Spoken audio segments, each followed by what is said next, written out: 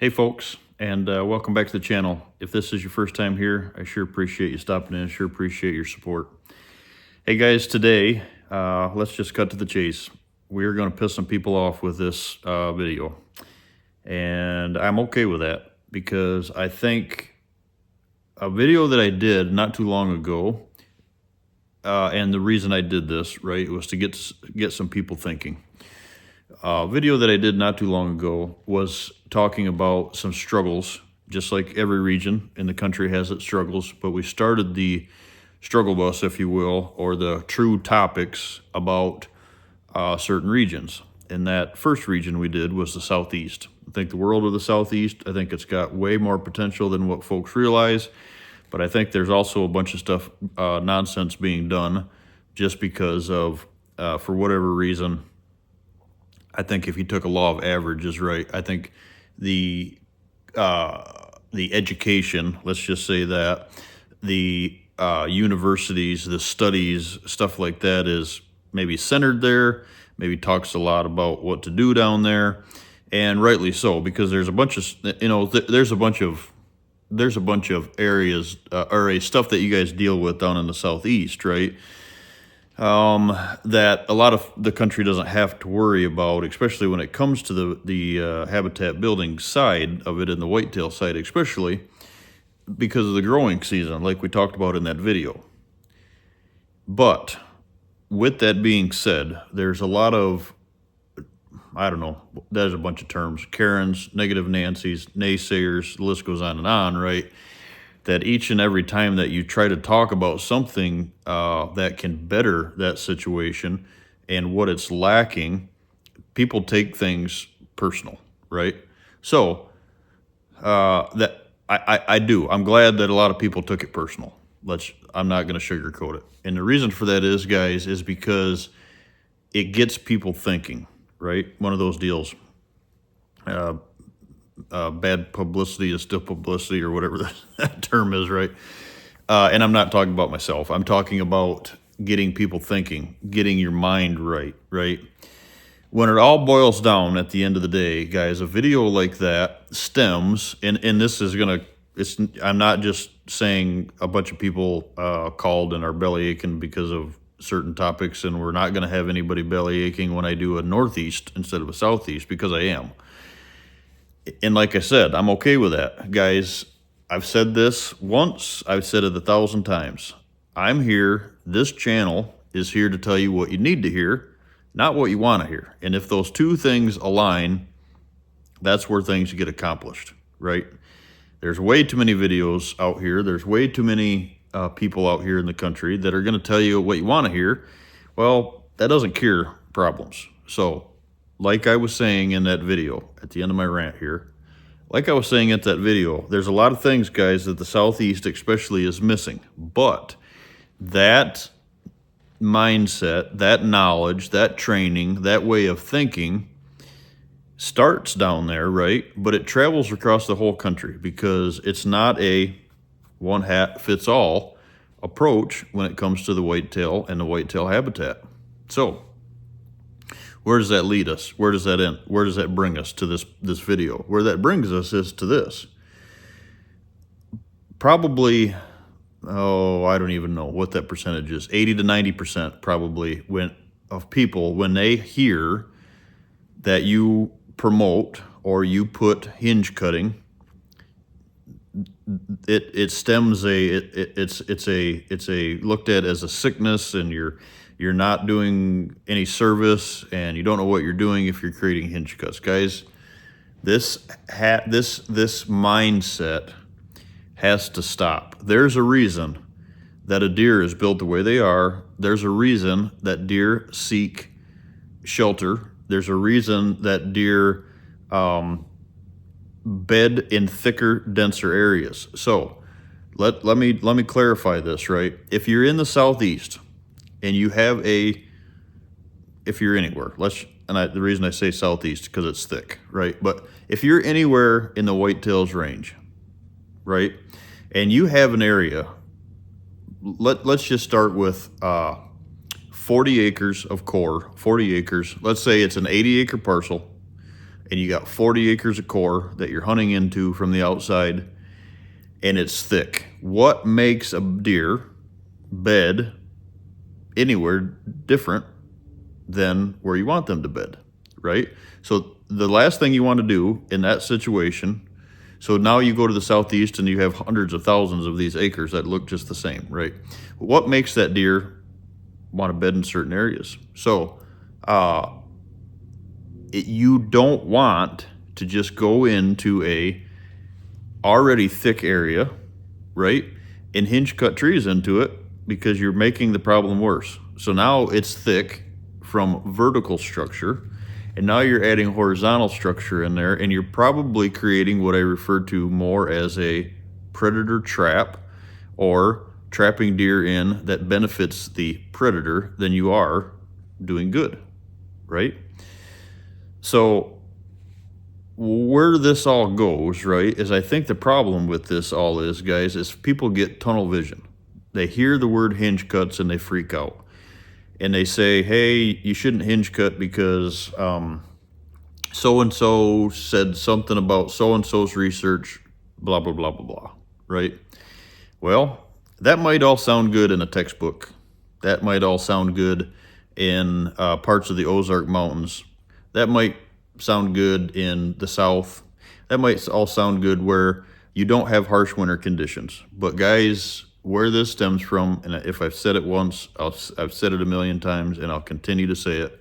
If bad winter conditions ever hit the Southeast, all the way in parts of the Midwest, if the bad weather ever set in and locked in like it does in the Midwest and the North, EHD, CWD, all these advertised and talked about diseases would be the least of your worries, because you'd kill every deer, because they have no side structure, so they have no security, and they have no food, and they have no browse, right? Because if you take the same mentality and you have this orange man bad mentality, which means hinge cut bad mentality, right? And you go into this, that with that mindset, you go into thinking that you're going to go in a lot of the whitetails range, but especially the North, the Midwest North, and you're going to practice what somebody is making an oak savanna and is anti-logging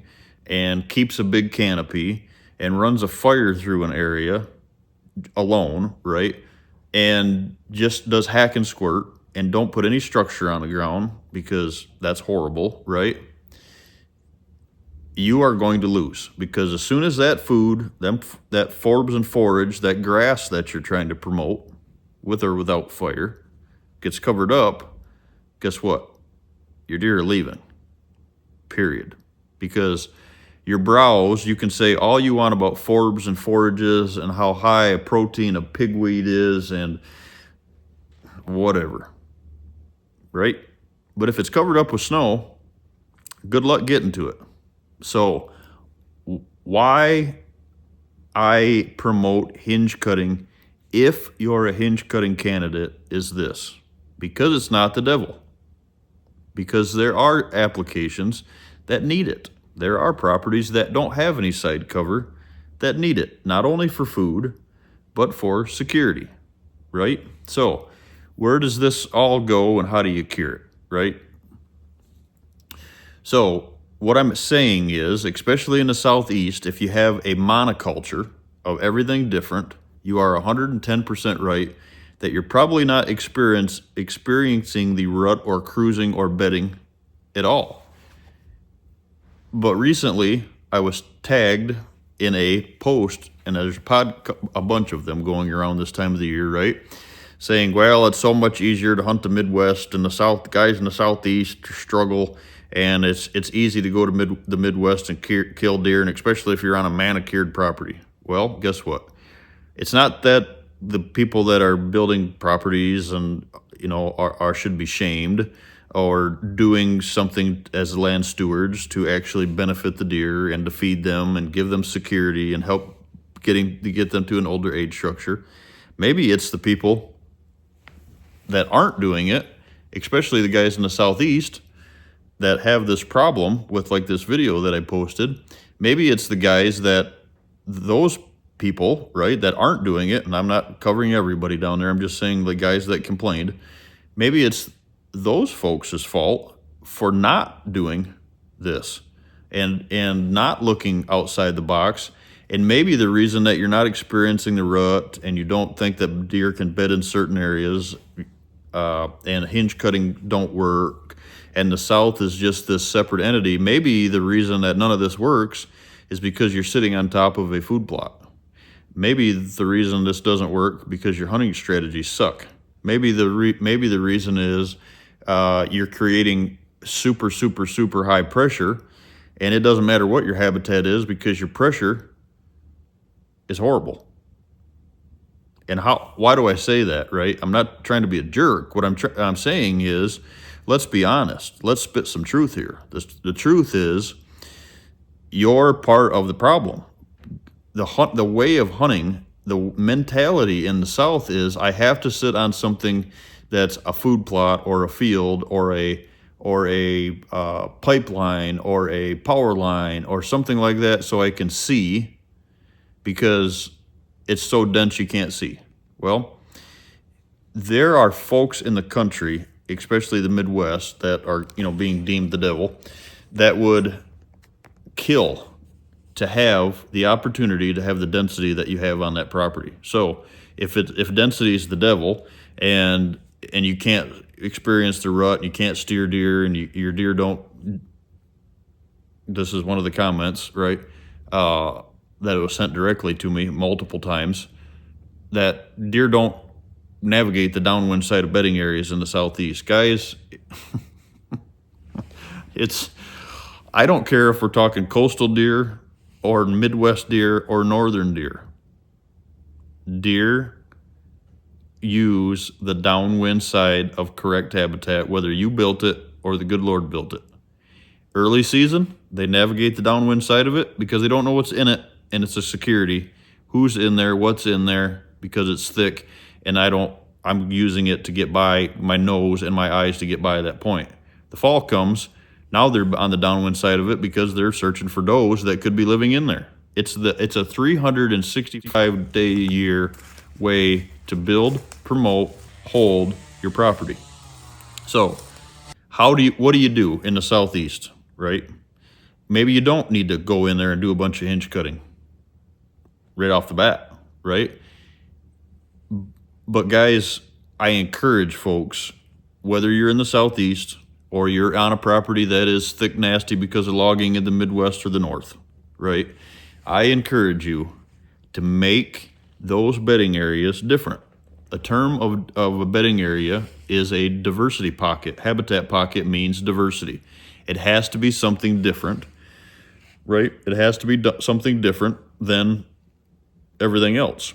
Because if everything is a monoculture, a prime example is, don't expect to steer deer or hold deer or have deer scent checking the downwind side of anything that's a locked up canopy with nothing on the ground.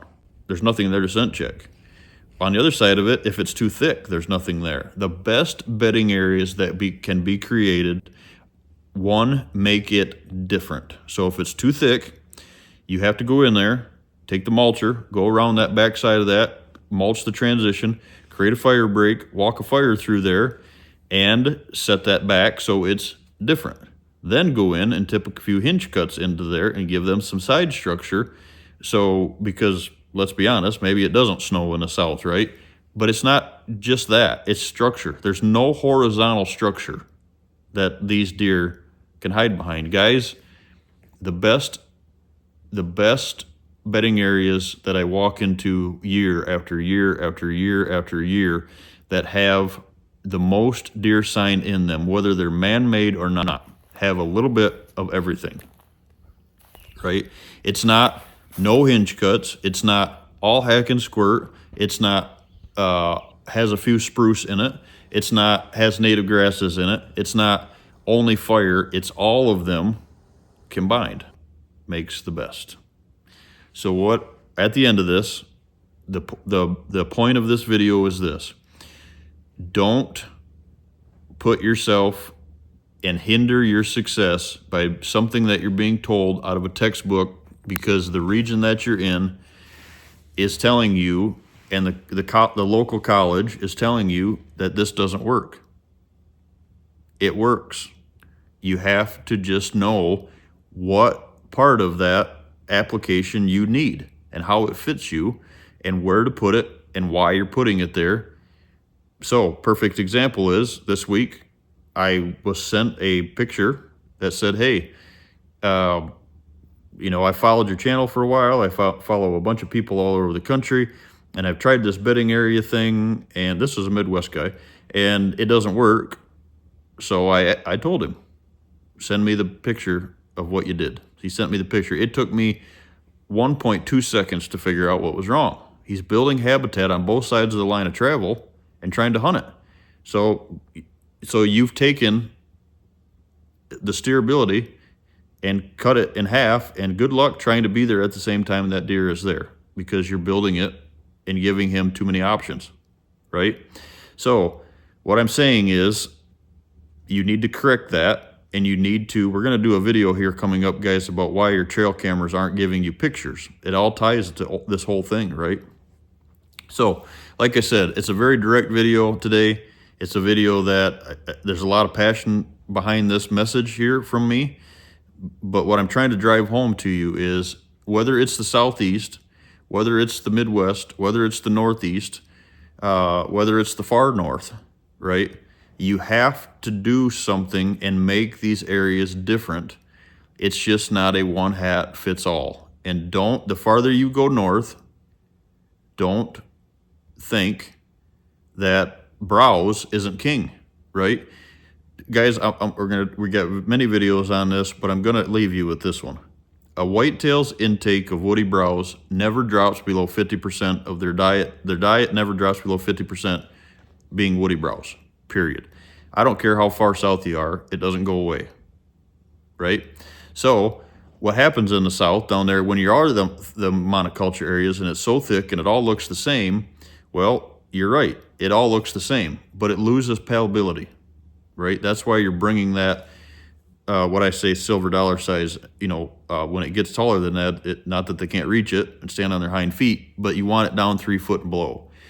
But when that's gone and so what follows that is side structure, right? So the farther you go north and you have forbs and forages, you have browse, you have a layering effect, such as you would do in a food plot. You have a layering effect in your bedding areas. And when that layering effect, the snow covers up those layers from the bottom up, your hinge cuts still allow some of that browse to be elevated. You're putting elevating the food off the ground. So is it a foot of snow? Is it 2 foot of snow? Is it 3 foot of snow? Is it 4 foot of snow that covers that food up?